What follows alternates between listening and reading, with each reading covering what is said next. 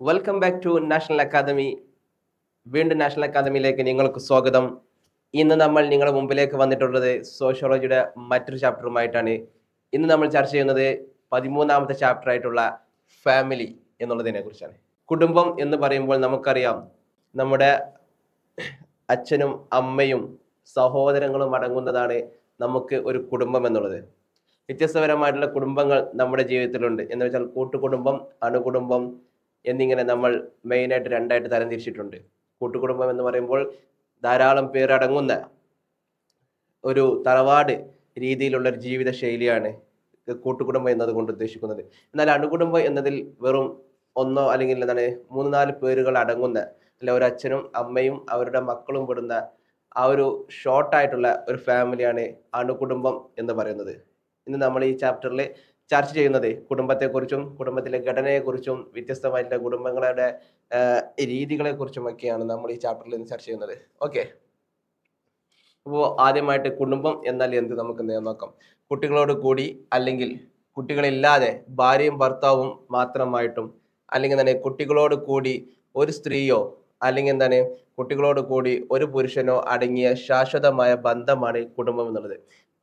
ചിലപ്പോൾ എന്ത് ചെയ്യാം അല്ലെ, നമ്മൾ എന്താണ് കുട്ടികളോട് കൂടിയുള്ള ഭാര്യ ഭർത്താക്കന്മാർ അവരുടെ കുട്ടികളോട് കൂടി ജീവിക്കുന്നതാവാം, അല്ലെങ്കിൽ വെറും ഭാര്യ ഭർത്താക്കന്മാർ, അല്ലെങ്കിൽ എന്തായിരിക്കാം ഒരു ഭാര്യ അല്ലെ ഭർത്താവില്ലാതെ തൻ്റെ മക്കളോട് കൂടെ മാത്രം ജീവിക്കുന്നവർ, അല്ലെങ്കിൽ ഒരു ഭർത്താവ് അല്ലെങ്കിൽ ഒരു പുരുഷൻ അവൻ തൻ്റെ മക്കളോട് കൂടെ മാത്രം ജീവിക്കുന്നത്. ഇതെല്ലാം ഒരു കുടുംബമാണ്. ശാശ്വതമായിട്ടുള്ള ഒരു ബന്ധത്തോട് കൂടിയിട്ടുള്ള ഒരു ജീവിത ശൈലിയാണ് ഇതുകൊണ്ട് കുടുംബം എന്നതുകൊണ്ട് നമ്മൾ ഉദ്ദേശിക്കുന്നത്. ഓക്കെ, മറ്റൊരു കാര്യമാണ് കുടുംബത്തിന്റെ സവിശേഷതകൾ എന്തെല്ലാം എന്നുള്ളത്.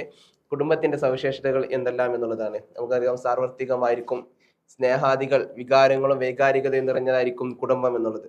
അതുപോലെ തന്നെ പരിമിതമായിട്ടുള്ള വലിപ്പങ്ങൾ നമ്മുടെ കുടുംബത്തിന്റെ മറ്റൊരു പ്രത്യേകതയാണ്.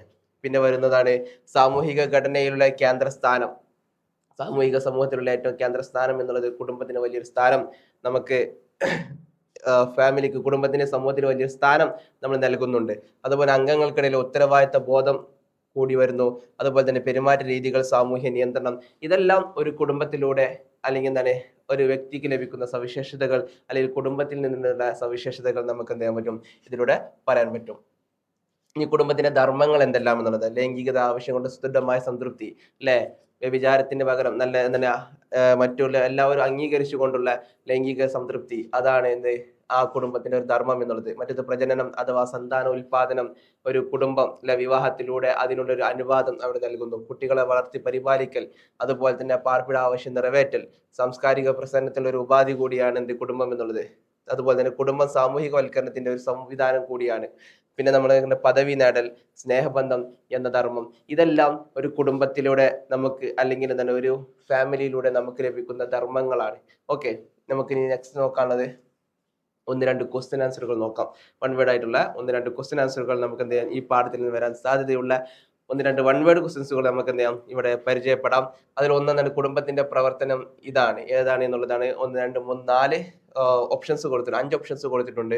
ഒന്നാമത് ശാരീരിക സംരക്ഷണത്തിന് നൽകുന്നതിന്, സാമ്പത്തിക പിന്തുണ നൽകുന്നതിന്, സമൂഹത്തിന്റെ മാനദണ്ഡങ്ങളിലും മൂല്യങ്ങളിലും ഒരു കുട്ടിയെ സാമൂഹ്യവൽക്കരിക്കുക എന്ന് ചെയ്യുന്നതിന്, സാമ്പത്തിക പിന്തുണ നൽകാൻ. മുകളിൽ പറഞ്ഞവയെല്ലാം എന്ത് ചെയ്യുന്നു, ഒരു കുടുംബത്തിന്റെ പ്രവർത്തനമാണ് എന്ന് പറയുന്നു. എങ്കിൽ ഏതാണ് ഇതിന്റെ ആൻസർ എന്നുള്ളതാണ്. നമുക്കിവിടെ ഉത്തരം കൊടുത്തിട്ടുണ്ട്. അഞ്ചാമത്തതാണ്. ഈ മുൻ പറഞ്ഞ 4 കാര്യങ്ങളും ഒരു കുടുംബത്തിന്റെ പ്രവർത്തനത്തിന് ഊന്നൽ നൽകുന്ന കാര്യങ്ങൾ കൂടിയാണ്. അപ്പോൾ അതിന്റെ ആൻസർ വരുന്നത് 5-ാമത്തതാണ്. നെക്സ്റ്റ് ഒരു ക്വസ്റ്റ്യൻസുമാണ് നമുക്ക് നോക്കാം. ഒരു ഇന്ത്യൻ സംയുക്ത കുടുംബത്തിനുള്ളിലെ സ്വച്ഛാധിപത്യ ഘടനയുടെ പ്രാഥമിക സ്വഭാവം ഏതാണ്?